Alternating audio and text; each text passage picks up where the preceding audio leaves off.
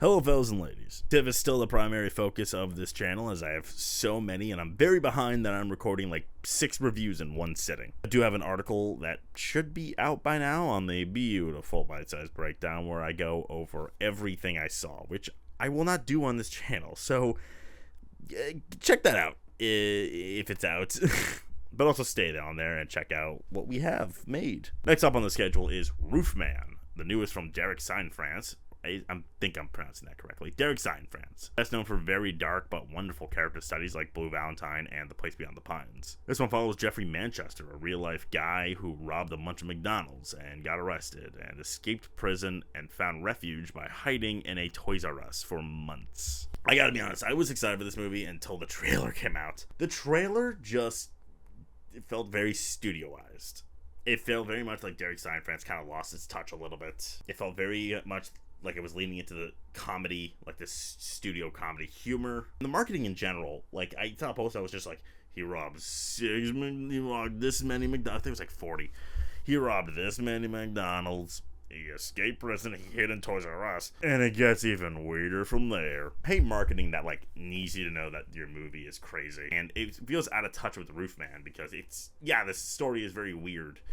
But I don't know, I feel like I've seen weirder true stories. That said, I think the trailer is a little misleading. It does maintain a bit of a comedic tone. It makes sense. The story is pretty funny. He hid in the Toys R Us for months and thrived off of candy and, like, stealing video games and, pawning them. Like, it's a silly concept. And the movie maintains a certain level of silliness. Not to a degree where I think the studio just intervened too much, but to a sincere degree. This movie is still very character-driven, and I really like that. It really examines Jeffrey Manchester from a human level. I don't think it gets to, like, the core of him, per se. I do think that was missing a little bit. It lacks a certain gut punch that was missing. Even though there are emotionally satisfying moments, I don't think there was a moment in this movie where I was maybe as devastated as the movie wanted me to be. As entertaining as it is, you will go in this movie and have a fun time, at least.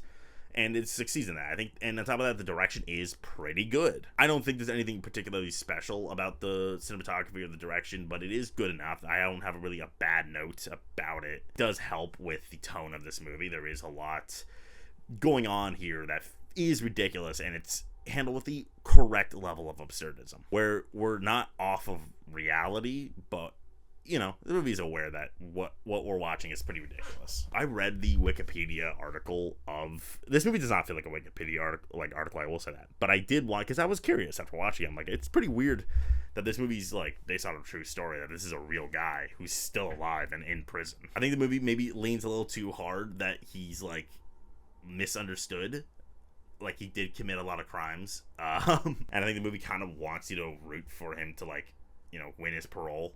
There is pretty well documented. It's pretty well documented that the real guy is actually a very polite guy who did some pretty terrible things. But I think the movie maybe lets him a little off the hook and didn't go enough into the whole, he's just a desperate man. And I don't think the movie really convinced us, like, that this is just a victim of, like, someone who's just, like, broken from the system. Like, the system was rigged against him. Yeah, we see that he's down on his luck, and he was forced to desperate measures. I get that, but I don't think the movie quite reaches that conclusion. At least not, like, satisfyingly. It doesn't reach that conclusion. It kind of wants us to pick that up ourselves, which it's true. That said, this movie kind of goes into pretty absurd directions, and it is pretty interesting to see that, like, almost everything that happened in this movie is true. So that's cool. I like Channing Tatum a lot. He's very goofy. He adds a lot to this character. I've always liked Channing Tatum as an actor. He's very good at comedy, and he seems to have a really good sense of humor about himself, and I really like that about him. But I think he adds a lot to it. I think he's really good at the emotional elements. I think there is an element of this movie that gets completely erased, that I'm like, oh, but Channing was so good at that part, and now it's gone. No. Overall, he does a great job. I also like Kirsten Dunst a lot. I think her and Channing Tatum had a great chemistry. She's like the only other side character that I think actually got something to do, even though this cast is really stacked. I mean, the movie's really just about Channing, but there is definitely an element with him and Kirsten Dunst that is very important, that I'm really happy the movie didn't lean away from and kind of save this movie from just being another criminal with a heart of gold story. But, like, you got actors like Peter Dinklage, who's just kind of being, like, there for comic relief, like Keith Stanfield, who just doesn't get anything to do, Juno Temple, who's literally just there, and I just can't help but go, yeah, I feel like we could have used these guys a little better. But the overall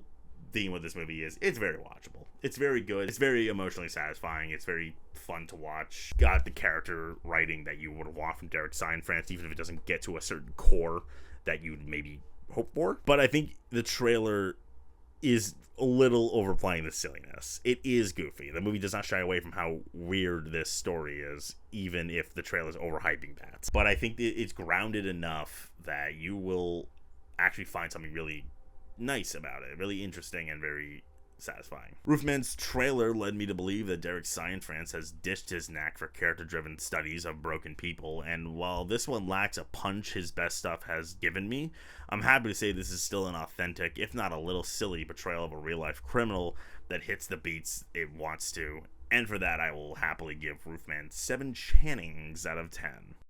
I think this one's coming out pretty soon. I'd recommend going to see it. It's a good time. I don't think you'll be blown away, but it's still very good. Like, subscribe and share. Bye-bye.